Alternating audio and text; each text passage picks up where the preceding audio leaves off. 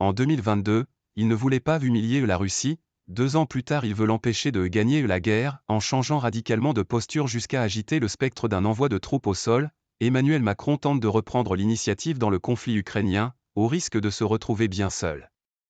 En dynamique, rien ne doit être exclu, a-t-il lancé lundi soir, interrogé sur la possibilité d'un tel envoi, à l'issue d'une réunion avec ses homologues européens à l'Élysée, tout en reconnaissant l'absence de consensus sur le sujet et en assumant une certaine ambiguïté stratégique. Une façon pour le président français de se poser de nouveau en leader, en mettant les pieds dans le plat comme il l'avait fait en évoquant la mort cérébrale de l'OTAN. La réponse ne s'étant tout pas fait attendre du côté de Berlin, principal partenaire de la France. Aucun soldat ne sera envoyé ni par les États européens, ni par ceux de l'OTAN, a martelé mardi le chancelier Olaf Scholz. Plusieurs alliés européens ont émis les mêmes réserves.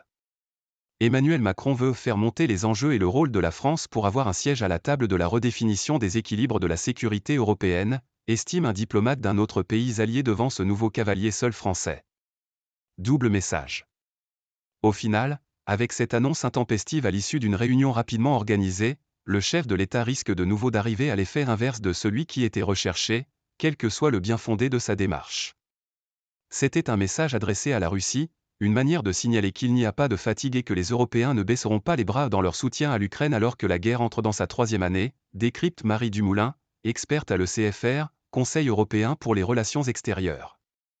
Russes comme Européens, tous ont en tête le gel de l'aide américaine, bloqué par les républicains au Congrès, qui hypothèque lourdement les Ukrainiens, déjà en difficulté sur le terrain, et la possible réélection de Donald Trump qui pourrait être lourde de conséquences sur l'issue du conflit.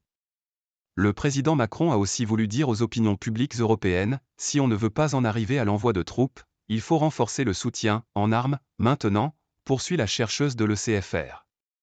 Mais le débat risque d'être contre-productif, dit-elle. Pour Cyril Brett, de l'Institut de recherche européen Jacques Delors, il laisse planer l'ambiguïté stratégique, le doute sur la possibilité d'un tel envoi afin de dissuader par avance toute progression russe trop prononcée en Ukraine à l'approche de la double présidentielle russe en mars et américaine en novembre. Faux débat. Du point de vue russe, il faut qu'au printemps ils aient pu récupérer un peu de terrain pour commencer à négocier au moment des élections américaines, anticipe une source diplomatique française. Avec ce changement de doctrine radicale, le président français brise un tabou mais risque aussi de déclencher un débat qui lui échappe en Europe quand il s'agira de savoir qui est prêt à mourir pour l'Ukraine, poursuit Cyril Brett. Il y a un vrai virage stratégique dont la réalisation, la matérialisation, le sérieux dans la durée reste à démontrer, avertit le chercheur. Pour Michael Ross, chef de la commission des affaires étrangères au Bundestag, chambre basse du Parlement allemand, l'envoi de soldats est un faux débat. Je ne connais personne qui le veuille sérieusement, même pas en Ukraine. Ils ont surtout besoin de munitions, de défense aérienne, de drones, d'armes à longue portée, dit-il. Napoléon disait on s'engage et puis on voit, renchérit François Heisbourg, conseiller à l'International Institute for Strategic Studies, ISS, à Londres. L'ambiguïté s'est jouée pour dissuader un adversaire. Mais là, Emmanuel Macron a surtout semé la confusion chez nos partenaires, poursuit-il.